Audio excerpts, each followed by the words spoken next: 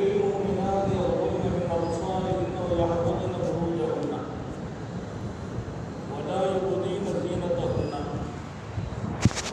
وقال نبي الله صلى الله عليه وسلم يستوصوا بالنساء خيرا. எல்லாம் வல்ல அல்லாஹுவின் அன்பும் மேலான கருணையும் நமக்கெல்லாம் வந்து சேரட்டுமாக. நமது உயிரினும் மேலான கண்மணி ஹாத்தமுன் நபியின் முஹம்மது ரசூலுல்லாஹி ஸல்லல்லாஹு அலைஹி வஸல்லம் அவர்களின் அன்பையும் ஷஃபாஅத்தையும் பெறுவதற்கு அல்லாஹ் நம் எல்லோருக்கும் தௌஃபீக் செய்வானாக. வல்ல ரஹ்மான் நமக்கும் நம்முடைய பெற்றோர் மனைவி மக்கள் குடும்பத்தார் யாவருக்கும் உயிருள்ள வரையிலும் உடல் சுகத்தை நசீபாக்கி தருவானாக. மருத்துவமனை கஷ்டம் அதன் சிரமம் செலவுகளிலிருந்து நிரந்தரமான பாதுகாப்பை அல்லாஹ் நம் எல்லோருக்கும் கொடுத்தருள் புரிவானாக. வானம் பூமியினுடைய ஆபத்துகளை விட்டும் முசீபத்துகளை விட்டும் கெட்ட முடிவுகளை விட்டும் நம்மையும் நம் குடும்பத்தையும் பாதுகாத்து அருள் புரிவானாக. அவனுடைய படைப்புகளின் தீங்குகள் அனைத்திலிருந்தும் நம்மையும் நம் சமூகத்தையும் காத்தருள் புரிவானாக. அல்லாஹுவின் மகத்தான பேரருளால் புனிதமான நம் உயிரினும் மேலான கண்மணி நபிகள் நாயகம் ஸல்லல்லாஹு அலைஹி வஸல்லம் அவர்களின் அற்புதமான வழிகாட்டுதல் குறித்து ஒவ்வொரு பகுதியிலும் எப்படி நடக்க வேண்டும் என்ற முத்தம நபி ஸல்லல்லாஹு அலைஹி வஸல்லத்தின் பாக்கியமான ஹதீஸினுடைய நிழலில் நம்முடைய இந்த மீலாதை அல்லாஹ் அமைத்து தந்திருக்கிறார். சங்கை மிக்கவர்களே, நபி பெருமானார் ஸல்லல்லாஹு அலைஹி வஸல்லம் ஒவ்வொரு விஷயத்திலும் நமது அழகிய அற்புதமான அணுகுமுறைகளை எப்படி இருக்க வேண்டும் என்று கற்றுத் தந்திருக்கிறார்கள். அதை நம்ம கரெக்டாக நடத்துகிற போது இன்னைக்கு நம்ம வாழ்க்கையில் விவகாரங்களும் பிரச்சனைகளும் ரொம்பவே கம்மியாக இருக்கும். நடந்து கொள்கிற அணுகுமுறையில் ஏற்படுகிற பாதிப்புகள் தான் பல பிரச்சனைகள் கொஞ்சம் கூடுதலாகி போயிடும். விவகாரங்கள் முத்துகுவதற்கெல்லாம் அதுதான் காரணம். அழகிய அணுகுமுறையை நாம் கைவிட்டதால். குறிப்பாக இன்றைய தலைப்பு பெண்களோடு நீங்கள் எப்படி அணுக வேண்டும் என்று சொன்னாங்க ஸல்லல்லாஹு அலைஹி வஸல்லம். பெண்களோடு நாம் எப்படி அணுக வேண்டும், பெண்களிடத்தில் எப்படி நடக்க வேண்டும். இன்னைக்கு அதுதான் பெரிய பிரச்சனையே. எல்லா வீட்லேயும் இருக்குது விவகாரம். அவங்கள்ட்ட கேட்டால் நம்மை குறை சொல்லுவாங்க, நம்மள்கிட்ட கேட்டால் அவங்கள குறை சொல்லுவோம். இப்போ நான் இந்த பகுதியை மட்டும் சொல்கிறேன். நாம் எப்படி பெண்களை அணுகணும், பெண்களோடு எப்படி நடக்கணும், பெண்களை எப்படி கையாள வேண்டும். சர்க்காரை ஆலம் ஸல்லல்லாஹு அலைஹி வஸல்லம் ஒரு பொது வார்த்தையை சொன்னார், இஸ்தௌஸு பின் நிசாஇ கைரா. பெண்கள்கிட்ட எப்படி நடக்கணும், நீங்கள் அவர்களிடத்தில் நல்ல முறையிலே நடந்து கொள்ளுங்கள். எல்லா விஷயத்திலும் அவங்களோடு நல்ல முறையில். அடுத்து ஒரு செய்தியை சொல்றாங்க, அவங்க பலவீனமானவர்கள், கொஞ்சம் கோணலாக படைக்கப்பட்டவர்கள், விழா எலும்பில் இருந்து படைக்கப்பட்டவர்கள். அவர்களுடைய இயல்பு சுபாவத்திலே சில குறைகள் இருக்கும். சில காரியங்களில் நேரிய தன்மைகள் இல்லாமலும் இருக்கும். நீங்கள் அழகிய முறையில் நடந்து கொள்ளுங்கள். அவர்கள் கோணலானவர்கள், கோணலான எலும்பில் படைக்கப்பட்டவர்கள். சில நேரிய எதிர்பார்ப்புகள் கிடைக்காமல் போகலாம். ஆனால் நீங்கள் அழகாக நடந்து கொள்ளுங்கள். இன்னொரு கட்டத்தில் சொல்வார்கள், கண்ணாடிகள் என்றார்கள் பெண்களை. கண்ணாடி சிற்பங்கள், ரொம்ப பக்குவமாக கையாளுங்கள். உடைச்சிட்டாலும் ஆபத்து, உடைஞ்சாலும் ஆபத்து. உடைச்சிட்டாலும் ஆபத்து, உடைஞ்சாலும் ஆபத்து. கண்ணாடி சிற்பங்கள் அவர்கள். ரொம்ப மென்மையாக கையாளுங்கள் என்கிறார்கள் ஸல்லல்லாஹு அலைஹி வஸல்லம். நம்முடைய கவனத்தில் எடுக்க வேண்டும். மிக முக்கியமான தகவல் இது. சமூகம் நெடுகிலும் போய் சேர வேண்டும். குடும்பங்களுக்குள்ளே ஒரு அமைதி இல்லாத வாழ்க்கை என்பது அது எப்போதும் ஆரோக்கியம் அல்ல. பெண்களை நீங்கள் அணுகிற விதம் கண்ணாடி சிற்பங்கள் அவர்கள். கண்ணாடி எப்படி பதமாக வைக்கும், பாதுகாப்பாக இருக்கும். கண்ணாடியை மேலேருந்து இறக்குனாலும் பதமாகத்தான் இறக்கும். மேலே வைக்கிறதா இருந்தால் பதமாக வைப்போம். வீடை கட்டிட்டு கண்ணாடி மேலே ஏற்றுமோ சொல்லுவோம், பார்த்து ஏற்றுங்க, பக்குவமா உடஞ்சிடாம கீழே விழுந்துடக்கூடாது. கண்ணாடி கிளாஸுகள் வெளிநாட்டிலிருந்து ஏர்போர்ட்ல வந்து ஃப்ளைட்ல போடும்போது கண்ணாடின்னு எழுதி போடணும். ஏன்னா அந்த பாக்ஸும் அந்த பேக்கிங் ரொம்ப பாதுகாப்பா வரும். கண்ணாடின்னு போட்டு தான் அனுப்பணும். கண்ணாடி பொருள்களை மட்டும் தனியா பேக்கிங், அது கடைசியா வரும். அது வரும்போது ரொம்ப சேஃப்டியா வரும். அதை எடுத்து வைக்கிறவங்களும் பதமா வைப்பாங்க. நம்ம கண்ணாடி சார்ந்த பொருள்களை வாங்கி அதை குறிக்காம போனோம்னா அது ஆபத்தான. அதுல போடணும். உங்களுக்கு இந்த குறிப்பிலே தந்திருப்பாங்க. கண்ணாடி பொருளை என்ன செய்யணும், குறிப்பிடணும். கண்ணாடிகளை பேண வேண்டும், பாதுகாக்க வேண்டும். சர்க்கார் ஆலம் ஸல்லல்லாஹு அலைஹி வஸல்லம் உங்கள் வீட்டு கண்ணாடி சிற்பங்கள் உங்கள் பெண்கள் என்றார்கள். முஹம்மது ரசூலுல்லாஹி ஸல்லல்லாஹு அலைஹி வஸல்லம் அவர்களிடத்திலே நாம் ரொம்ப சாஃப்டா நடக்கணும் என்ற ஒரு பொருளோடு ரொம்ப பக்குவமாக அவங்களை வச்சுக்கிறணும், பாதுகாப்பாக வச்சுக்கிறணும் என்றும் சொல்கிறார்கள் நபிகள் நாயகம் ஸல்லல்லாஹு அலைஹி வஸல்லம். எந்த சூழலிலும் லா தத்ரிபு மா அல்லாஹ், அல்லாஹ்வினுடைய பாக்கியமான அந்த அடிமைகள், அந்த பெண்களை நீங்கள் கை நீட்டி விடாதீர்கள். நாங்கள் ஸல்லல்லாஹு அலைஹி வஸல்லம் எந்த சூழலிலும் கை நீட்டி விடாதீர்கள், அடித்து விடாதீர்கள். பெண்களை வந்து நம்ம எப்போ அடிக்கலாமா? ஒரு கணவனுக்கு அங்கீகாரம் இருக்குது, அனுமதி இருக்குது. நான் கணவன், அந்த அனுமதி இருக்கு. பெண்களை அடிக்காதீர்கள். இன்னொரு இடத்துல தெளிவா சொன்னாங்க, பெண்களை அடிக்கிறவர் லைஸ பிஹியாரிக்கும், அவன் நல்ல மனிதனே இல்லைன்னா, நல்ல மனுஷனே கிடையாதுன்னா.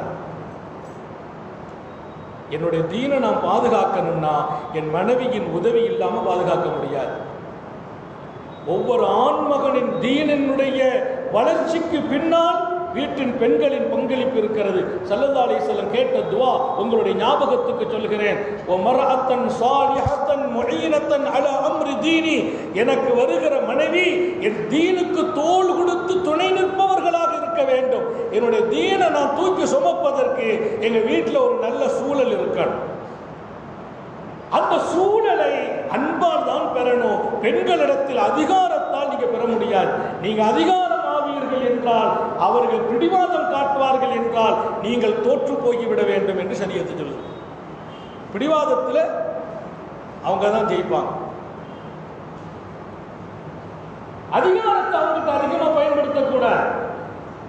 அன்பை கொண்டே உங்கள் பெண்களை நீங்கள் நடத்துங்கள். நாங்கள் ஸல்லல்லாஹு அலைஹி வஸல்லம் பெண்களுக்கு அதிகாரத்தை கொண்டு போக கூடாது. அப்ப நான் சொன்ன அந்த மேலிருந்து அந்த தொகுப்பை கொண்டு வந்துட்டே இருங்க. எப்படியெல்லாம் நம்முடைய பெண்கள் நடக்க வேண்டும். நான் இங்கே 6வது குறிப்பிட்டு தருகிறேன். அவர்களிடத்தில் நீங்கள் எப்படி அணுக வேண்டும், எப்படி நடக்க வேண்டும், அன்பால் கையாளுங்கள். சர்க்கார் ஆலம் ஸல்லல்லாஹு அலைஹி வஸல்லம் அன்பு வச்சுதான் அவங்களை நம்ம வெல்ல முடியும். ஹதீஸுடைய இன்னொரு பகுதி, நபிகள் நாயகம் ஸல்லல்லாஹு அலைஹி வஸல்லத்துடைய தோழர் சய்யிதுனா அபூ ஹுரைரா, நபி பெருமானார் ஸல்லல்லாஹு அலைஹி வஸல்லம் தோழர் அபூ ஹுரைரா ரலியல்லாஹு அன்ஹு தொழுகைக்கு வர்றாங்க. வழியிலே ஒரு பெண்மணி அபூ ஹுரைராவை நிறுத்தினார். அபூ ஹுரைராவை நிறுத்தி சொன்னால், நான் தப்பு பண்ணிட்டேன். என்ன தப்புன்னு கேட்டாங்க. ஸனைத்து வ கத்தல்து வலதி மினஸ் ஸினா, நான் விபச்சாரம் செய்து விட்டேன், விபச்சாரத்தின் வழியே பிறந்த குழந்தையை கொலை செய்து விட்டேன். நான் விபச்சாரமும் செய்தேன், அதில் பிறந்த குழந்தையை கொலை செய்து விட்டேன். ஃபஹல்லி மின் தௌபா, எனக்கு மன்னிப்பு இருக்கிறதா என்று அந்த அம்மா கேட்குது. சையதுனா அபூ ஹுரைரா சொன்ன பதில், ஹலக்தி வா ஹலக்தி, நீ முன்னால நிற்காதே, நீ நாசமா போய்விட்டாய், உன்னுடைய பிள்ளையையும் நாசமாக்கி விட்டாய். ஹலக்தி வா ஹலக்தி, நீ நாசமா போனது மட்டும் இல்லை, பிள்ளையும் நாசமாக்கிட்ட. நீங்க நிற்க கூடாது போன்ட்டாங்க. அந்த அம்மா பாவம் அழுதுட்டு ஓடிட்டு ரொம்ப கண்ணீர் அடிக்க. அந்த அம்மா தௌபாக்காக வந்திருக்கு. விபச்சாரம் செய்து எவ்வளவு நாள் ஆச்சு? குழந்தை பிறந்த பின்னால வந்து கேட்குது, குழந்தைய கொலை செய்துட்டு வந்து கேட்குது, உனக்கு மன்னிப்பு இல்லைன்னு சொல்லிட்டாங்க. அந்த அம்மா அழுது துடிச்சுது. போயிட்டு நேராக வர்றாங்க சர்க்கார் ஆலம் தர்பாருக்கு. தொழுகையிலே நபி அவர்களை சந்திக்க எச்சரிக்கிறார்கள். பெருமானாட்ட சொல்றாங்க, இந்த மாதிரி ஒரு அம்மா வந்து என்னிடத்துல மார்க்க தீர்ப்பு கேட்டாங்க, இப்படி சொன்னாங்க, என்ன பதில் இப்படி சொல்லிவிட்டேன். அல்லாஹ்வின் தூதர் சொன்ன வார்த்தை உங்களுக்கெல்லாம் நான் நினைவாகவும் எச்சரிக்கையாகவும் சொல்வேன். பெண்கள்கிட்ட எப்படி நடக்கணும். அலக்தவா அஹ்லக்தயா அபூ ஹுரைரா, அபூ ஹுரைரா நீ நாசமா போனா என்றார். அந்த பெண்ணா நாசமா போனால், நீ நாசமாய் போனால், ஹலக்த நீ நாசமாகி விட்டாய். அட தீனுடைய விஷயத்துல கூட பெண்களிடத்தில் கடுமையை காட்டுகிற கணவன் நல்லவன் இல்லை, தந்தை நல்ல தந்தை இல்லை. ஷரியத் ஒரு தீன கூட பெண்கள்கிட்ட மிதமா கொடுக்கணும், மென்மையா கொடுக்கணும், பக்குவமா கொடுக்கணும். என்னுடைய மனைவியை தொழுக சொல்லணும், பக்குவமா தான் சொல்லணும். குணம் இல்லை, பக்குவமாகத்தான் குணத்தை கொண்டு வரணும். அப்ப மார்க்கம் சார்ந்தவைகளில் கூட நமது பெண்களை, நமது வீட்டு பெண்களை அழகிய அணுகுமுறையால் மாற்றுங்கள் என்று ஷரியத் சொல்கிறார். அபூ ஹுரைரா கொஞ்சம் வேகமாயிட்டாங்க, பஜார் செய்துட்டு கொலை செய்துட்டு நீ நாசமா போனாய், உன் பிள்ளையை நாசமாக்கி விட்டாய். நாங்க அல்லாஹ்வுடைய ரசூல் சொன்னாங்க, ஹலக்தயா அபூ ஹுரைரா வா ஹலக்தா, நீங்க நாசமா போயிட்டீங்க, அந்த பெண்ணையும் நாசமாக்கிட்டீங்க.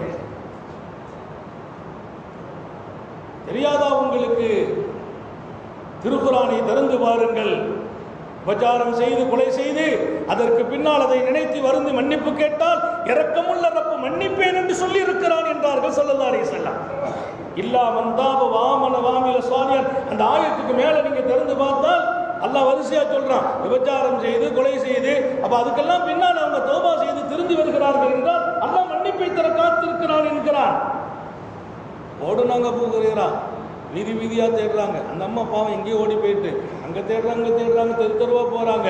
அது ஹதீஸ் வரலாற்றில் வருகிற ஒரு செய்தியை நீங்கள் கவனத்தில் எடுக்கணும். ஜுன்னா அபூ ஹுரைரா சின்ன பிள்ளைங்கள் எல்லாம் சேர்ந்து சத்தம் போட்டாங்களாம், அபூ ஹுரைராவுக்கு பைத்தியம் முடிச்சிட்டு இருந்தாங்க.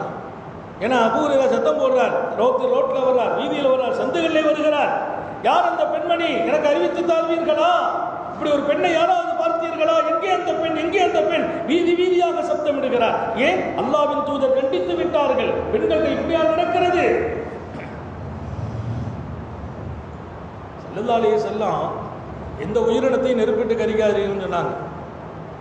எந்த உயிரினத்தையும் நெருப்பிட்டு கரிக்க கூடாது. ஹதீஸ்ல ஒரு செய்தி வரும், அபூதாவுதிலே ஸல்லல்லாஹு அலைஹி வஸல்லம் வருவாங்க ராத்திரி கூடாரத்துல.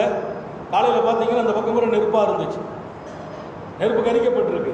கேட்டாங்க என்ன ஆகுதுன்னு கேட்டாங்க. சாபாக்கள் சொன்னாங்க, ராத்திரி இந்த காட்டு எறும்புகள் தூக்கம் இல்லை, சாபாக்கள் ஜமாத்து போயிருக்கிறாங்க, ராத்திரி தங்குறாங்க, நபியோட தங்கும்போது காட்டில் தங்குறாங்க, கூடாரம் அடிச்சு இந்த இடத்துல தூக்கம் வரல. என்ன தூக்கம் வரல? எறும்பு, கடி எறும்புகள், அதனால நெருப்பிட்டு கரித்து விட்டோம்னாங்க. ஸல்லல்லாஹு அலைஹி வஸல்லம் சொன்ன வார்த்தை என்னன்னா, நான் எந்த ஒரு உயிரினங்களையும், எந்த ஒரு உயிரினத்தையும் லா யுஅதிபு பின்னார் இல்லா ரப்புன்னார், நெருப்பை கொண்டு வேதனை கொடுப்பது நெருப்பை படைத்த அல்லாஹ்வுக்கு மட்டுமே சொந்தம்.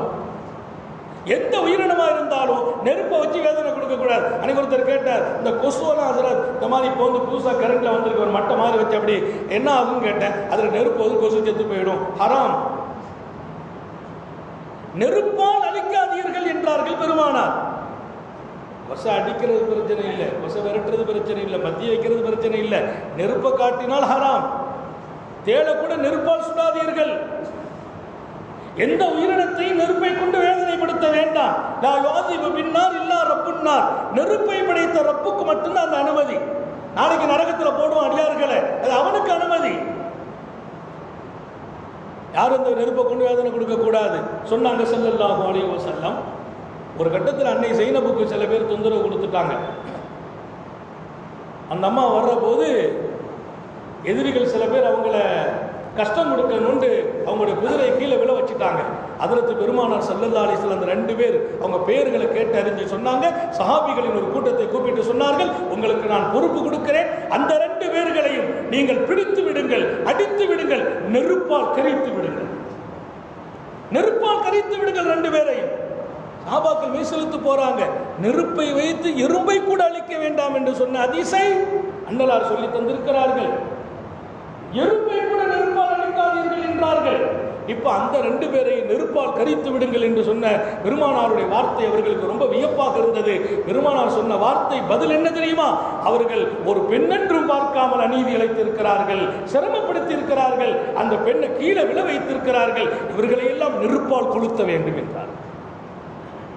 பெண்கள் விஷயத்துல கடுமையா நடந்தவங்களை கடுமையா நடத்துங்கிறாங்க சரதாரி சார். பெண்கள்கிட்ட கடுமையா நடந்தா அவங்களை கடுமையா நடத்துங்க. அப்புறம் பெருமானார் வேண்டான்னு சொல்லிட்டாங்க. சரி வேண்டாம், நெருப்பால் அழிக்காதீங்க, கொஞ்சம் இறங்கி வந்து சொல்றாங்க. இப்ப நமக்கு அந்த கடுமையை காட்டுறாங்க பெருமானார். இங்க அபூ ஹுரைரா உயிரியெல்லாம் அழைகிறார். யார் அந்த பெண்ணை எனக்கு அறிவித்து தருவது என்று கேட்கிறார். மாலை நேரம் வரையிலும் அலைந்து அவங்க ராத்திரி பூரா அலைகிறாரு, தேடுறாரு, கடைசியா கண்டுபிடிச்சிட்டார். அந்த அம்மா கையில கிடைச்சிட்டாங்க. அந்த அம்மா பார்த்து சொன்னாங்க, நீ இருக்கிறியா? அல்ஹம்துலில்லாஹ், வடிக்க அல்லாஹ் உன்னை மன்னிச்சுட்டான், நீ ஒன்றும் கவலைப்படாதம்மா. என்னன்னு கேட்குறாங்க. அந்த அம்மா, நான் காலையிலிருந்து அழுது என்னுடைய உயிர் மாயிற அளவுக்கு வந்துட்டேன்னாங்க. அல்லாஹ் உன்னை மன்னிச்சுட்டான், உனக்கு பெரிய உன்னை பார்க்கறது எனக்கு பெரிய பாக்கியம். ஏன்னா நீ என் சொல்ல கேட்டு வலிஞ்சு மௌத்தா போயிட்டேன்னா நான் குற்றவாளி ஆகிவிடுவேன். அல்லாஹ் உனக்கு மன்னிப்பு இருப்பதாக நபி அவர்கள் சொல்லிட்டாங்க. அல்லாஹ் உன்னை மன்னிச்சுட்டான், உனக்கு எல்லா பாவங்கள் மன்னிக்கப்பட்டு விட்டது, நீ தௌபா செய்து விட்டாய் என்று அப்போது அந்த செய்தியை சொன்ன போது அந்த அம்மா சொன்னாங்க, எனக்கு நிறைய சொத்து இருக்குது அபூ ஹுரைரா, அல்லாஹ்வுக்காக எனக்கு மன்னிப்பு கிடைச்சதுக்காக சதகா செய்கிறேன். இங்கே நான் சொல்ல வருகிற செய்தி, அந்த பெண்ணை பார்த்து நீ நாசமாக்கி விட்டாய் என்று சொன்னபோது நபி நெருக்கமான அபூ ஹுரைராவை கூட நீ தான் நாசமானா என்று எச்சரிக்கிறார்கள் என்றால், பெண்கள் விஷயத்துல அவங்க பெரிய பாவம் செய்த போது கூட அணுகிற விதம் அழகா இருக்கான், சாப்பிட்டா தான் இருக்கான். மென்மையை விட்டுட்டு வேற எந்த வழிகளிலையும் பெண்களை நாம் அணுகினால் அதுல தீர்வு ஹைரா அமையாது, இன்னொரு பக்கம் சாதகமான முடிவு வராது. நம்முடைய பிடிவாதம் என்பதை விட பெண்களின் பிடிவாதத்திற்கு மிகப்பெரிய வேல்யூ இருக்கிறது. அதற்கு இப்படியே நீங்க பேசுறீங்கன்னா இன்னும் தைரியம் அவங்களுக்கு கூடிடும். நிறைய பேர் யோசிக்கிறாங்க, சும்மாவே வீட்டில் படாத பாடுபடுத்திட்டு இருக்கிறாங்க, இப்போ நீங்கள் இந்த மாதிரி சாப்பிட்டு அப்படி இப்படின்னு சொன்னால் அவங்ககிட்ட வேகமாக நடக்காதீங்கன்னா நாளைக்கு வீட்டில் என்ன நடக்குதுன்னு பாருங்கள். இன்ஷா அல்லாஹ் நாளைக்கு அவங்க எப்படி நடக்கணும்னு பேசுவோம், சரியாயிடும், ஈக்குவல் ஆகிடும். அவங்க எப்படி நடக்கணும் ரெண்டே ஒரே நாளில் பேச முடியாது. அத்தனை பக்கங்கள் கொண்ட செய்திகளை தந்திருக்கிறார்கள் பெருமானார் ஸல்லல்லாஹு அலைஹி வஸல்லம். அவங்கள்ட்ட அவ்வளவு மென்மையா நடந்து விடுங்கள் என்கிறார்கள் பெருமானார். இன்னொரு பக்கம் ரசூலே கரீம் ஸல்லல்லாஹு அலைஹி வஸல்லம் பெண்களிடத்தில் ஒப்படைக்கப்படுகிற விஷயங்கள் அது ரொம்பவே பாதுகாக்கப்படுங்கிறாங்க. அதாவது சில விஷயத்தை ரகசியங்களை மட்டும்தான் அவங்கள்ட்ட சொல்லக்கூடாது, நல்லா கவனிச்சுக்கணும். ரகசியத்தை மட்டும் சொல்லக்கூடாது. ரகசியத்தை சொன்னீங்கன்னா அந்த அம்மா 2 பேர்கிட்ட சொல்லி இது ரகசியம், என் கூட்டுக்காரர் சொல்லுங்க, யார்ட்டையும் சொல்லக்கூடாது, அவங்கள்ட்ட மட்டும் தான் சொல்லியிருக்கேன், நீ யார்ட்டையும் சொல்லிடாத. அந்த அம்மா இன்னும் 2 பேர்கிட்ட சொல்லி துன்யாவோடு போய் சேர்ந்து. ரகசியத்தை பெண்கள் பாதுகாக்க மாட்டாங்க. ரகசியம் ஒன்றும் பெண்களுக்கு பாதுகாக்க முடியாது. ஆனால் மார்க்கம் சார்ந்தவைகளை நம்மை விட அவங்களிடத்திலே பாதுகாக்கிற தன்மை இருக்கு, துணிச்சல் இருக்கு. உம்மு தர்தா ரலியல்லாஹு தஆலா அன்ஹா மிகப்பெரிய சஹாபியத்தான பெண்மணி, அன்னலாரை சந்தித்த பெண்மணி, அபூ தர்தாவினுடைய மனைவி அன்னை உம்மு தர்தா, ஆற்றல் மிக்க பெண்மணி, ஃபகீஹத்துல் ஷாம் தேசத்தினுடைய மார்க்க மேதையாக இருக்கிறாங்க. நூற்றுக்கணக்கான மிகப்பெரிய மனிதர்கள் அம்மாட்ட போய் பாடம் படிக்கிறாங்க. அந்த அம்மாட்ட பாடம் படிக்கிறாங்க, சட்டங்களை படிக்கிறாங்க, மார்க்கத்தை படிக்கிறாங்க. மன்னர்களுக்கு கூட ஹக்க சொன்னாங்க அம்மா. வீட்டில் சில பேர் பயப்படுவாங்க, பெண்கள்ட்ட அந்த தைரியம் ஒன்று இருக்குது. மார்க்கத்தை அவங்கள்ட்ட கொடுத்துட்டோம்னு சொன்னா அவங்கள்ட்ட இருக்கிற வீரியத்திற்கு மகத்தான பவர் இருக்கு. அல்லாஹ் நமது வீட்டு பெண்கள் மார்க்கத்தின் ஆழம் காண செய்வானாக.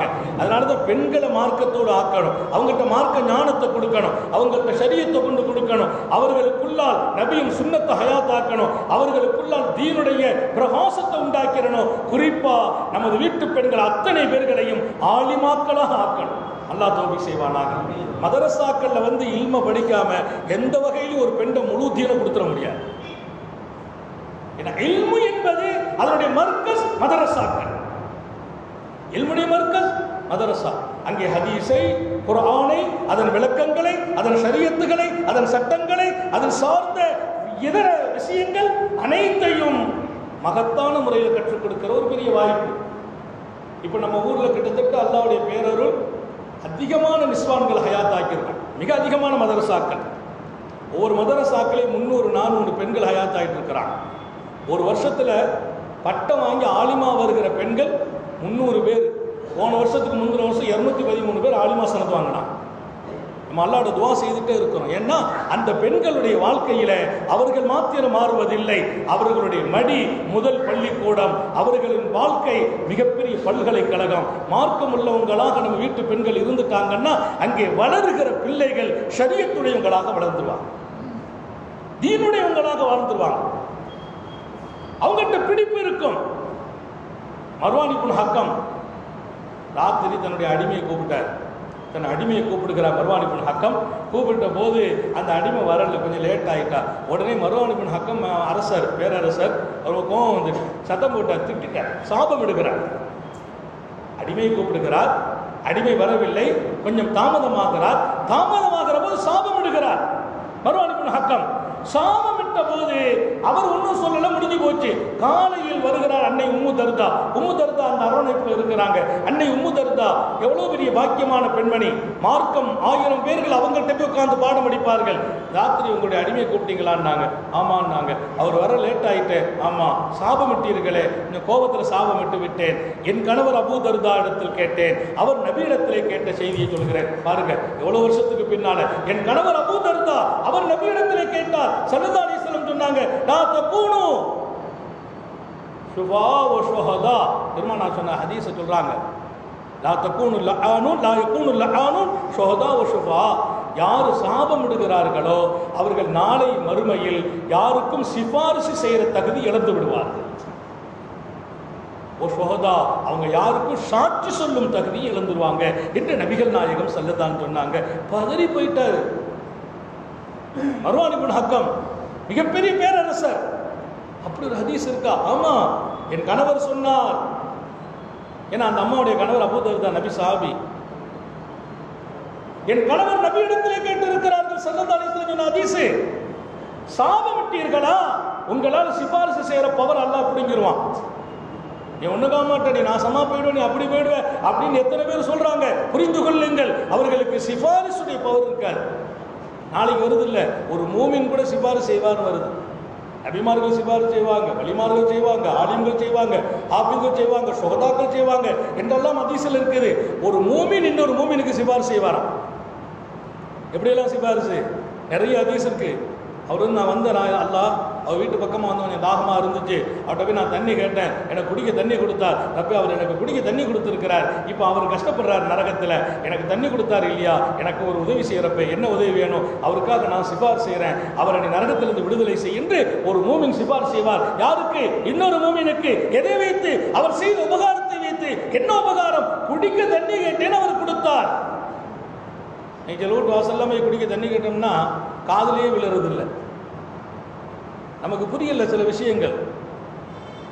நாளைக்கு தண்ணி கொடுத்தவர் நரகத்தில் இருக்கிற போது தண்ணி வாங்கி குடித்தவர் சிபாரிசு செய்வார் என்கிறார்கள் நபிகள் நாயகம்.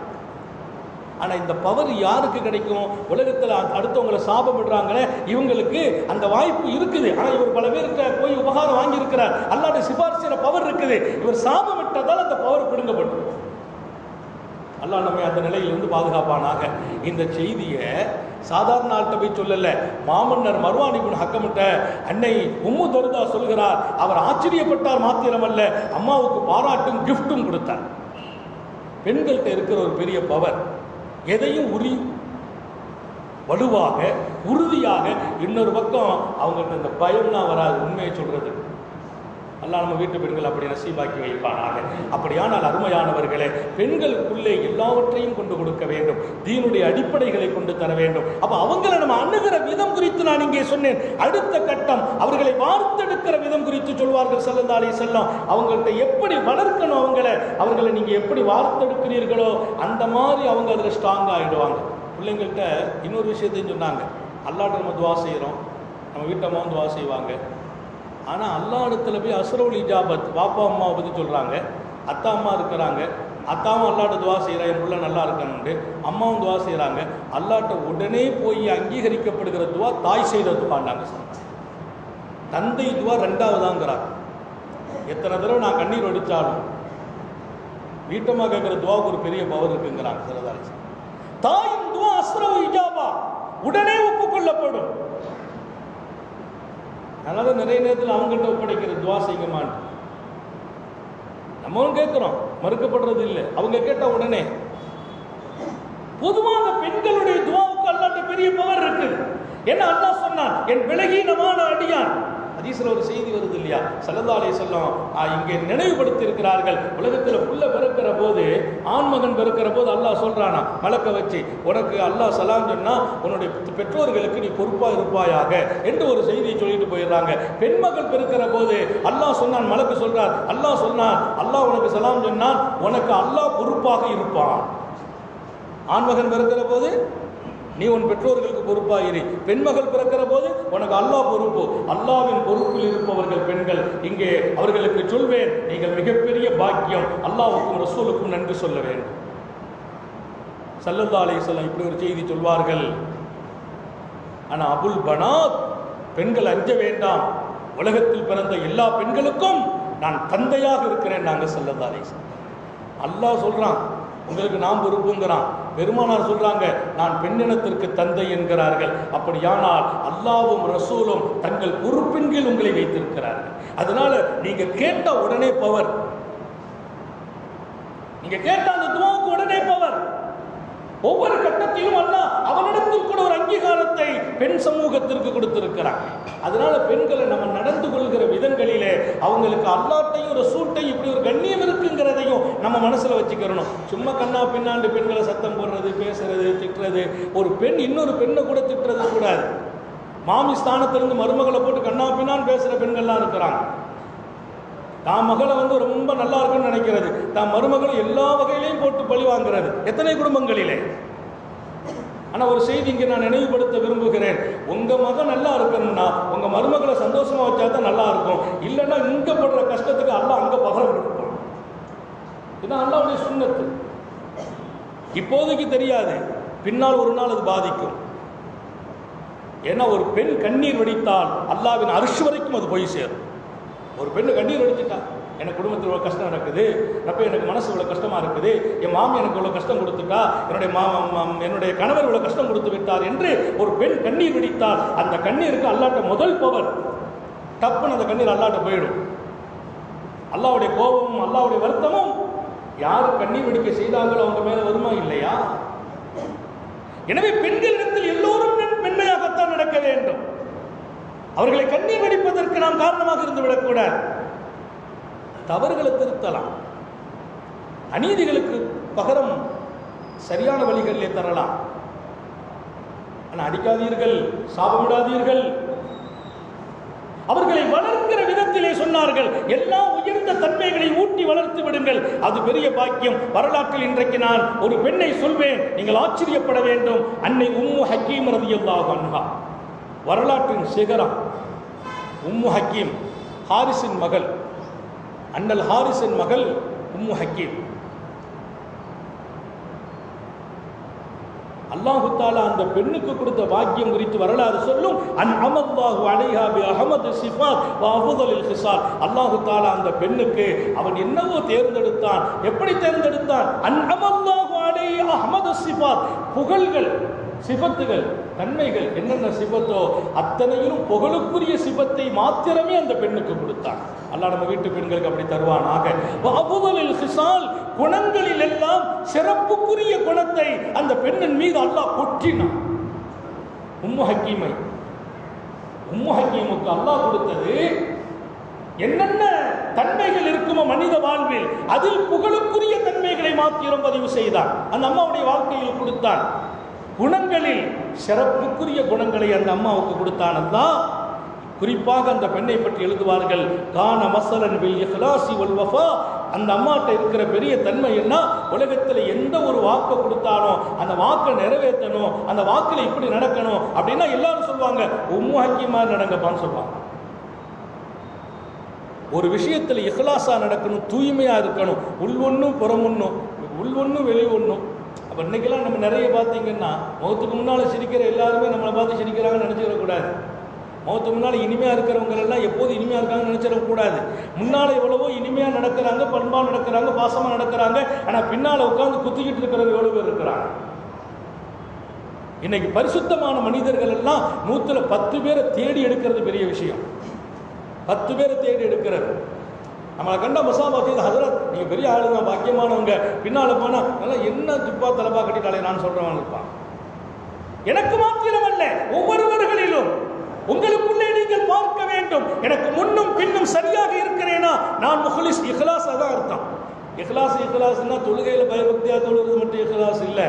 நான் நடக்கிற வாழ்க்கையில் முன்னும் பின்னும் கரெக்டாக இருக்கணும், உள்ளும் வெளியும் கரெக்டாக இருக்கணும். அப்போ நான் இஹ்லாஸான ஆளுன்னு அர்த்தம். இன்னைக்கு என்ன, நம்ம இஹ்லாஸை எல்லாத்தையும் வணக்கத்தில் மட்டும்தான் நம்ம வச்சுக்கிட்டோம். தொழும்போது இஹ்லாஸாக தொழணும், சதக்கா கொடுக்கும்போது இஹ்லாஸாக கொடுக்கணும். அது தீனில் 1000ல் 1 மடங்கு தான் அது. நான் உன்னை பார்த்தா இஹ்லாஸாக பார்க்கணும், உங்கள்கிட்ட பழகினா இஹ்லாஸாக பழகணும், என் மனைவிட்டு இஹ்லாஸாக இருக்கணும், என் பிள்ளைகிட்ட இஹ்லாஸாக இருக்கணும். இஹ்லாஸ் என்று சொன்னால் வெளியிலும் உள்ளிலும் ஒரே நிலையில் நான் இருக்க வேண்டும். நீங்கள் பார்த்தால் ஒவ்வொருவர்களிலும் இது குறை இருக்கிறது. முன்னால் நடப்பதை போல் பின்னால் பல பேர் நடப்பதில்லை. முன்னால் சிரிக்கும் முகம், பின்னால் கேவலமான முகம், முன்னால் வாழ்த்தும் முகம், பின்னால் பழிவாங்கும் முகம், இப்படி கொண்டவர்களை பெருமானார் சொன்னார்கள் மனித குலத்தில் மகா கெட்டவர்கள். பெருமானார் சொன்ன அந்த ஹதீஸை மாத்திரம் இங்கே நான் பதிவு செய்வேன். ஷிராரு ஹல்கில்லாஹ், அல்லாஹ்வின் படைப்புகளில் ஆக கெட்டவர்கள் யார் தெரியுமா சொல்லிட்டு சொன்னாங்க. ذுல்வஜ்ஹை ஏத்தி ஹாவுலாய் பிவஜ்ஹின் வஹாவுலாய் பிவஜ்ஹின், 2 முகம் உடையவர்கள். இங்கே ஒரு முகத்தை காட்டுவார்கள், அங்கே இன்னொரு முகத்தை காட்டுவார்கள். 2 முகம் உடையவர்கள் அல்லாஹ்வின் படைப்புகளில் மிக கேவலமானவர்கள். அல்லாஹ் அந்த நிலையிலிருந்து நம்மை பாதுகாப்பானாக. இதில் படித்தவங்க, பாமரர்கள், மார்க்கதாரிகள், மார்க்கமற்றவர்கள் என்ற பாகுபாடுக்கு அப்பாற்பட்டு 2 முகமுடைய கூட்டம் இன்றைக்கு 90% தாண்டி இந்த மண்ணில் நடமாடிக் கொண்டிருக்கிறார்கள். அல்லாஹ்வுடைய ரஹமத்தை கேட்டாலும் கிடைப்பதில்லை, கேட்டாலும் கிடைப்பதில்லை.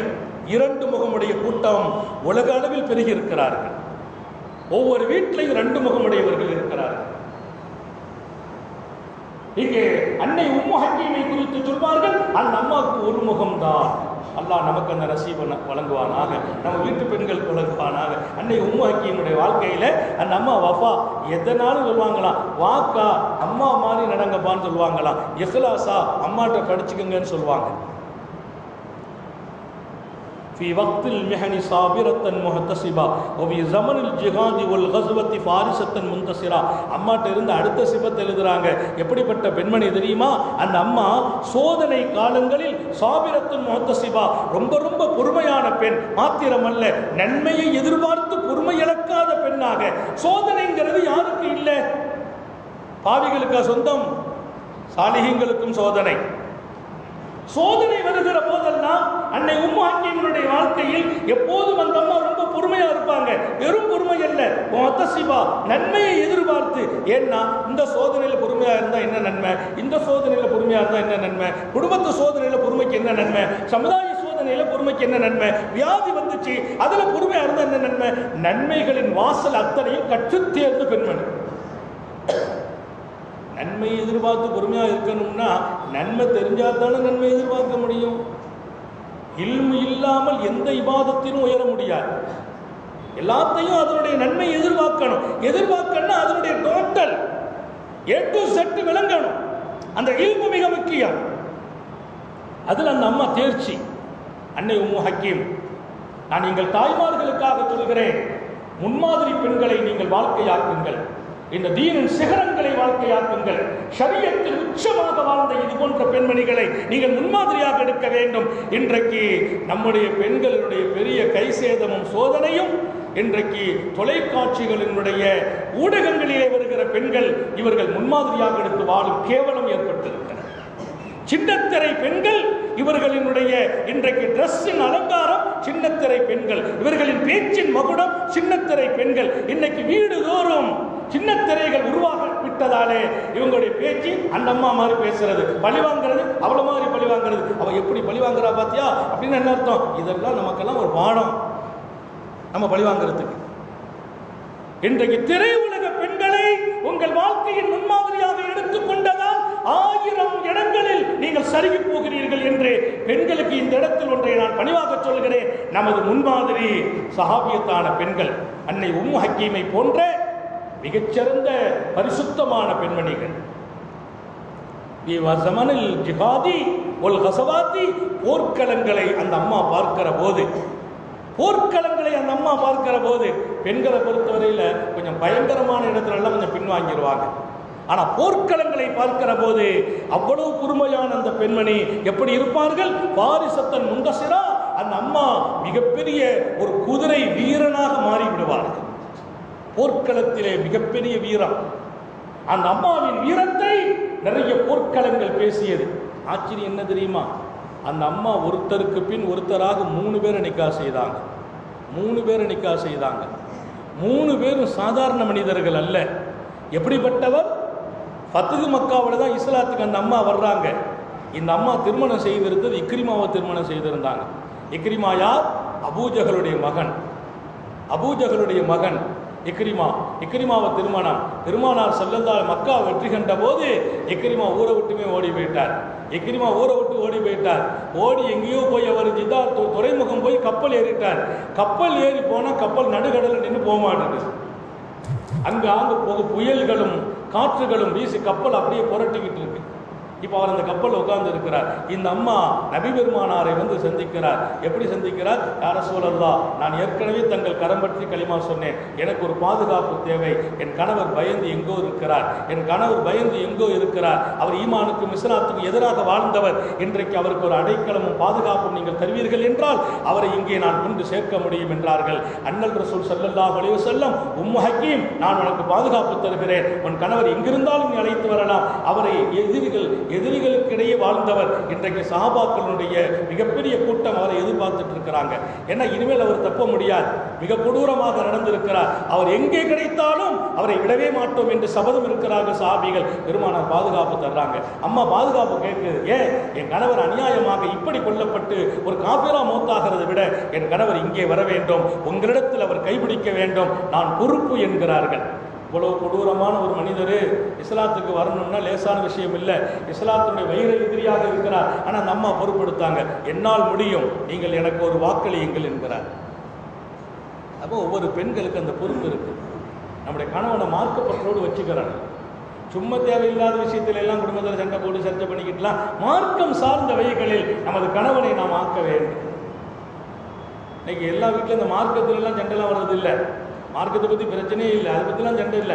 என்னத்தையாவது இல்லாத பொல்லாத சொல்லி அதை சொல்லி இதை சொல்லி ஏதாவது ஒரு சண்டை போடணும்னே உட்கார்ந்துருக்காங்க சில வீடுகளில். அல்லாஹ் தஆலா அந்த சூழலை சரி செய்வானாக.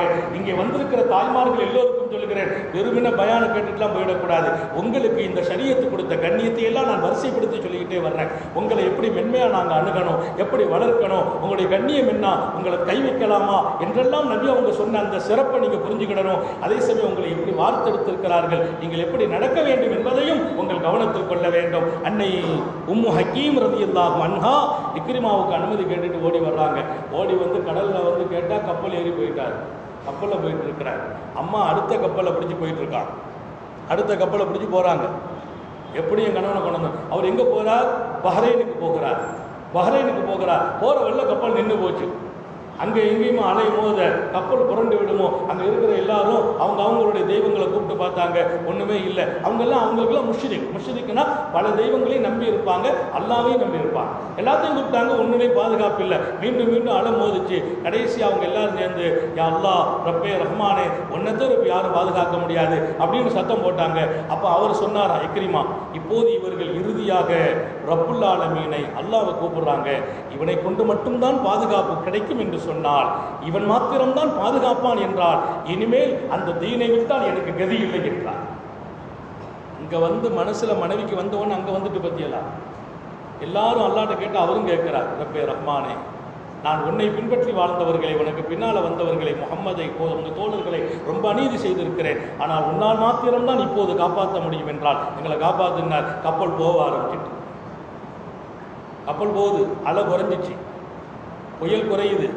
அவர் மனசில் வந்துட்டு இப்போ நேராக இவர் வந்து இறங்கா, அந்த அம்மாவும் கப்பலில் வந்து இறங்கா. 2 பேரும் சந்தித்து அந்த அம்மா சொன்னாங்க, உங்களுக்கு நான் நபியிடத்தில் பாதுகாப்பு வாங்கியிருக்கிறேன், என்னோடு நீங்கள் திரும்பி விடுங்கள், பஹ்ரைன் வேண்டாம், நீங்கள் இங்கே வாருங்கள், முஹம்மது ரசூலுல்லாஹ் நமக்கு இருக்கிறார்கள், அவர்கள் பாதுகாப்பு தருவார்கள் என்று சொன்னபோது ஏற்கனவே இவருக்கு ஒரு நம்பிக்கை ரப்பின் மீது ஏற்பட மீண்டும் அழைத்து பெருமானாருடைய தர்பாருக்கு வருகிறார். நபி அவங்க அவர்களை வரவேற்க, ஆரத்தழுவ, அந்தஸ்தை சொல்ல.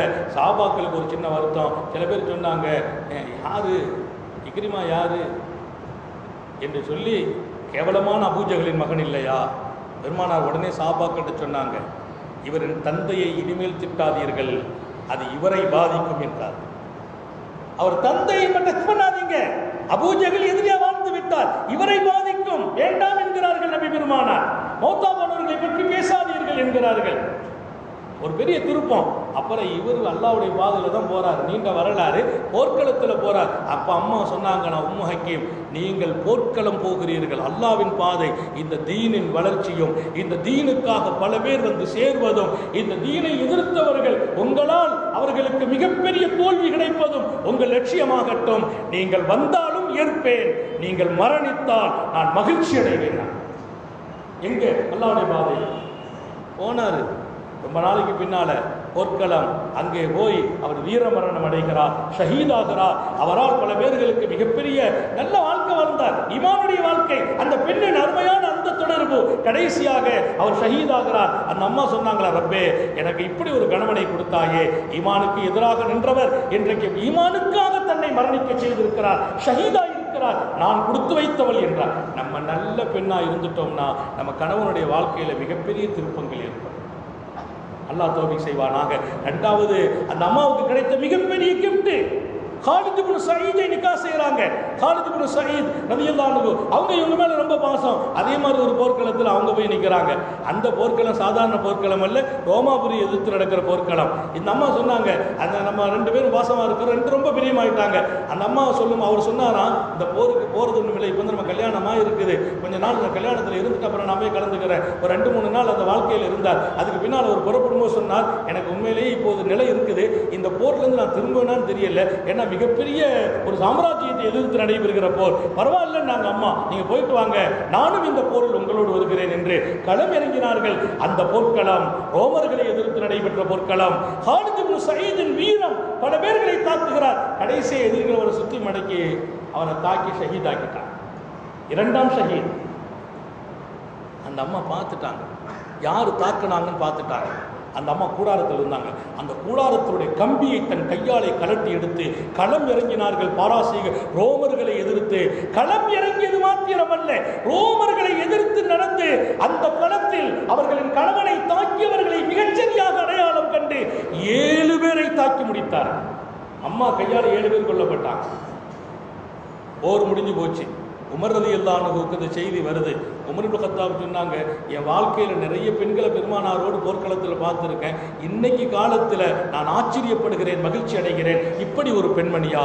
அந்த பெண்ணை பார்த்து, அவள் வீரத்தை பார்த்து, அவள் பொறுமையை பார்த்து, அவளின் அன்பை பார்த்து, அவர்களின் மிகப்பெரிய அடக்கமான தன்மைகளை பார்த்து நான் வியப்படைகிறேன் என்று சொன்ன உமர், 2 நாள் கழிந்தது, அத்தாவுடைய காலம் முடிய 2 நாள் கழிந்தது. அந்த அம்மாவுக்கு பெண் கேட்டு அனுப்புறாங்க, இந்த அமீருல் மூமினின் உங்களை நிக்கா செய்ய போறாங்க. யாருக்கு இப்போ வர்றாங்க? ஹஜ்ரத் உமரினுடைய மனைவியாக வர்றாங்க. ஹஜ்ரத் உமர் ரலியல்லாஹு அன்ஹு, நீண்ட வரலாறு, நான் சுருக்கமாக தான் சொல்றேன். உமர் ரலியல்லாஹு அன்ஹு அவர்களோடு வாழ்ந்தவர்கள் எதிரியால் தாக்கப்பட்டு ஷஹீதாகிறாங்க. அந்த அம்மா சொல்வார்களாம், அல்லாஹ் எனக்கு 3 கணவனை தந்தான், ஜௌஜத்து ஷுஹதா, நான் ஷுஹதாக்களின் மனைவி என்றார். ஷுஹதாக்களின் மனைவி, அல்லாஹ்வின் பாதையில் உயிர் தியாகம் செய்தவர்கள் அத்தனை பேர்களும், என்னை கரபிடித்த 3 பேர்களும் ஷஹீதுகள். அத்தனை பெரிய பாக்கியம் அந்த அம்மாவுக்கு கிடைத்தது. கொஞ்ச காலம்தான் உமரோடு வாழ்ந்தாங்க. இங்கே நான் சொல்ல வருகிற செய்தி, மிகப்பெரிய பொறுமை அவர்களிடத்தில் பழக வேண்டும், தூய்மை அங்கே பழக வேண்டும், வீரம் அங்கே பழக வேண்டும், அடக்கம் அங்கே இருக்க வேண்டும். அத்தனைக்கு மேலால் ஷஹீதுகளாக தன் கணவன்மார்கள் இருக்கிறார்கள் என்று அல்லாஹ்வின் தர்பாரில் நான் ஆனந்தப்படுவேன் என்று சொன்ன அந்த நிலை, ஒவ்வொன்றிலும் மறுமையை நோக்கமாக கொண்டு வாழ்ந்த உம்மு ஹக்கீமை எங்கள் தாய்மார்களுக்கு முன்மாதிரியாக்குகிறேன். உங்களுக்கும் சொல்கிறேன், நம்ம பிள்ளைங்களுக்கு வளர்க்கணும், அன்பு காட்டி வளருங்கள், பொறுமையை சொல்லி வளருங்கள், வீரம் சொல்லி வளருங்கள். அதுவும் குறிப்பாக பெண் மக்களுக்கு முன்னால் ஷரியத்தின் எல்லா ஆற்றலையும் கொடுத்து வளருங்கள். குறிப்பாக தீனின் அத்தனை ஞானங்களையும் கொடுத்து வளர்ப்போம். அடுத்த காலத்தை இந்த நாட்டின் பாதுகாப்புக்குரிய காலமாக ஆக்குவது நம்ம வீட்டு பெண்களின் கையில் இருக்கிறது என்பதை மறந்து விடாதீர்கள். அவங்க துவாவுக்கும் பவர் இருக்கிறது, அவர்களின் சிரிப்பிலும் அர்த்தம் இருக்கிறது, அவர்களின் மௌனத்திலும் அர்த்தம் இருக்கிறது. அவர்களின் பார்வைக்கு முன்னால் சரணடைந்த கூட்டம் பெரிய கூட்டம். யார் பார்வைக்கு முன்னால? பெண்களின் பார்வைக்கு முன்னால். நான் ஒரு தடவை மதரசா விஷயமா பார்த்தேன். அவர் சொன்னால் அதை ஒன்றும் கவலைப்படாதே, என்ன நம்ம மதரசா சிறப்பாக செய்வோன்னு உள்ளே போனார். அங்கே நின்று அந்த அம்மா ஒரு பார்வை தான் பார்த்தாங்க. கொஞ்ச நேரத்தில் வெளியில் வந்து அதுக்கு நான் அடுத்த மாதம் நான் உங்களை பார்க்குறேன்னார். பார்வைக்குள் சமூகத்தை அடக்கி வைத்திருக்கிறார்கள். ஒரு பார்வை தான். இந்த ஸ்ரீதேவி பார்த்த உடனே பேச்சே பஸ்பமாக மாறி போச்சு. எவ்வளோ பேர் நம்மள்கிட்ட ரொம்ப வீராப்பாக பேசிட்டு போவாங்க, உள்ளே போயிட்டு அங்கே ஒன்றும் இல்லை, பேச்சில் நம்ம காதில் விழாது. அந்த அம்மாவோட ஒரு பார்வை பார்க்க இவர் சரண்டர் ஆகிடுவார். நிறைய பேருடைய அமைதியை பார்த்தா எல்லா சத்து எங்கள் வீட்டில் உள்ளது தான் சொல்லிட்டு இருக்கீங்க புதுசாக. பார்வையால் பல பேர்களை வயப்படுத்தினாங்க. நிறைவா சொல்வேன், ஸல்லல்லாஹு அலைஹி வஸல்லம் சொன்னாங்க, பெண்களை பார்த்து அறிவு சார்ந்த ஆண்கள், பெருமானா சொன்ன வார்த்தை, அறிவு நிறைந்த ஆண்கள், தீர்க்கமான சிந்தனை உள்ளவர்கள், கூர்மையான புத்தியுடையவர்கள், அப்படிப்பட்ட ஆண்களின் புத்தியை, அந்த ஆண்களின் அறிவை இந்த உலகத்தில் போக்குகிறவர்கள் யாரும் இல்லை. அறிவில் பலகீனமான பெண்களை உங்களை விட நாங்கள் சொல்றாங்க.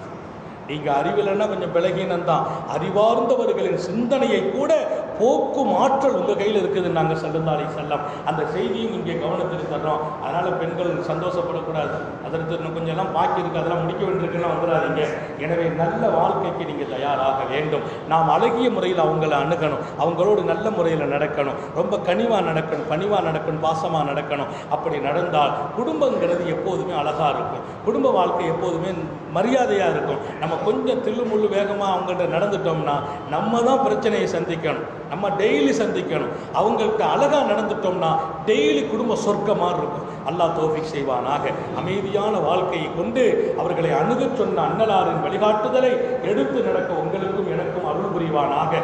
நாளைய தினம் குடும்ப வாழ்க்கையை பெண்கள் எப்படி அலங்கரிக்க வேண்டும் என்பது குறித்து, அவங்க எப்படி நம்மள்கிட்ட நடக்கணும் என்பது குறித்து நாளைய பேசுவோம். அல்லாஹ் தௌஃபீக் செய்வானாக. சோதனைகளிலிருந்து பாதுகாப்பானாக, நெருக்கடிகளிலிருந்து பாதுகாப்பானாக, கெட்ட முடிவுகளிலிருந்து பாதுகாப்பானாக, ஹயாத் வரையிலும் படுக்கையில் விழுந்து விடாமல் பாதுகாப்பானாக. அவன் எப்படி விரும்புவானோ அப்படி வாழச் செய்வானாக. என் விருப்பத்திற்கு நான் வாழ்வது நமக்கு நோக்கமே இல்லை, அவன் விருப்பத்திற்கு மாறச் செய்வானாக. அவன் எங்கே சந்தோஷப்படுவானோ அங்கே என்னுடைய வாழ்க்கை ஆக்குவதற்கு அவன் கருணை காட்டுவானாக. நீண்ட நெடிய நாட்கள் நோய் நொடிகள் இல்லாமல் உடல் ஆரோக்கியத்தோடு மன நிறைவோடு இன்பத்தோடு அல்லாஹுவை நின்று வணங்கி வழிபட்டு வாழும் நசீபையும் பாக்கியத்தையும் எல்லாம் அல்ல அல்லாஹ் உங்களுக்கும் எனக்கும், நம்மை ஈன்றெடுத்த தாய் தந்தையர்களுக்கும், நமது மனைவி மக்கள் உற்றார் உறவினர் யாவருக்கும் கொடுத்தருள் புரிவானாக. நமது உயிரினும் மேலான கண்மணி காத்தமுன் நபியின் முஹம்மது ரசூலுல்லாஹ் ஸல்லல்லாஹு அலைஹி வஸல்லம் அவர்களை கனவிலும் நனவிலும் கண்டுகளிக்கும் பெரும் பாக்கியத்தை அல்லாஹ் நம் எல்லோருக்கும் கொடுத்தருள் புரிவானாக என்ற நல்ல துஆக்களோடு உங்கள் எல்லோருடைய துஆவையும் ஆதரவு வைத்து என் வார்த்தைகளை நிறைவுபடுத்துகிறேன். வாஹ்ரு தாவானா அனில் ஹம்துலில்லாஹி ரப்பில் ஆலமீன். அஸ்ஸலாமு அலைக்கும் வரஹ்மத்துல்லாஹி வபரகாத்துஹு.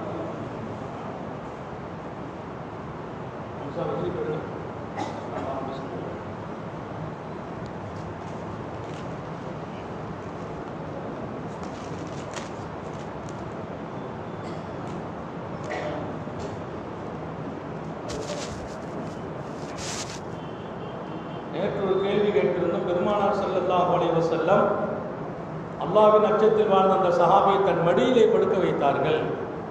படுக்க வைத்த போது அந்த சஹாபியினுடைய பேர் என்னன்னு கேட்டிருந்தோம். ஜிப்ரீல் வந்து என்ன சொன்னார்? ஹஜ்ரத் ஜிப்ரீல் அலைஹிஸ்ஸலாம் சொன்ன வார்த்தை, இந்த சஹாபி பூமி நிரம்ப குற்றம் செய்து அல்லாஹ்வை சந்தித்தால் பூமி நிரம்ப மன்னிப்பை கொண்டு அல்லாஹ் சந்திப்பான். அப்படின்னா சரியான பதில். அல்லாஹ் உங்களுக்கு சலாம் சொன்னான், இவர் தன்னை வருந்தி கொண்டிருக்கிறார்னு சொல்லி நிறைய பாவம் செய்தாலும் இந்த பூமி நிறைய பாவ மன்னிப்பை கொண்டு அல்லாஹ் அவரை சந்திப்பான் என்று ஜிப்ரீல் அலைஹிஸ்ஸலாம் சொன்னார்கள். அந்த சஹாபியின் பெயர் இப்னு அப்துர் ரஹ்மான், சஹலபா இப்னு அப்துர் ரஹ்மான், ரஃபீக், ஜாசிம், உமர் புலவர் திரு. ஆம்பளைங்களா பெண்களா? உமர் புலவர் திரு. இந்த பரிசை மரியாதைக்குரிய எங்கள் பள்ளிவாசகத்தினுடைய நிர்வாக பொறுப்பில் இருக்கிற அப்துல் காதர் கொடுப்பார்கள்.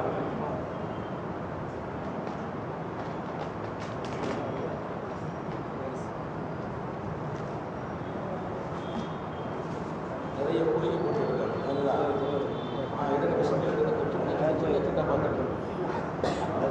ரொம்ப நேரம் விட்டாதீங்க.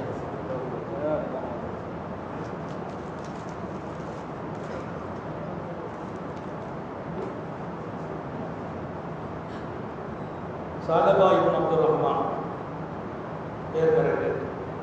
இது போன்ற அடியான் பூமியின் நிரம்ப பாவம் செய்தாலும் அவர் அல்லாஹ்வின் அச்சத்தால் இருப்பதால் பூமி நிறைய மன்னிப்பை கொண்டு அல்லாஹ் அவரை சந்திப்பான். ஆனால் மாஜித் ஹுமைரா ஹசரத்து பிலால் தெரு, ஹசரத்து பிலால் தெரு ஒன்று இருக்கு இல்லையா நம்ம ஊரில், ஹசரத்து பிலால் தெரு அந்த பெண்களுக்கு அனுப்பி வச்சிருக்கோமா, இந்த பரிசை நம்முடைய ஹயாத் சாஹிப் அவங்க கொடுக்குறாங்க. மாஜித் ஹுமைரா.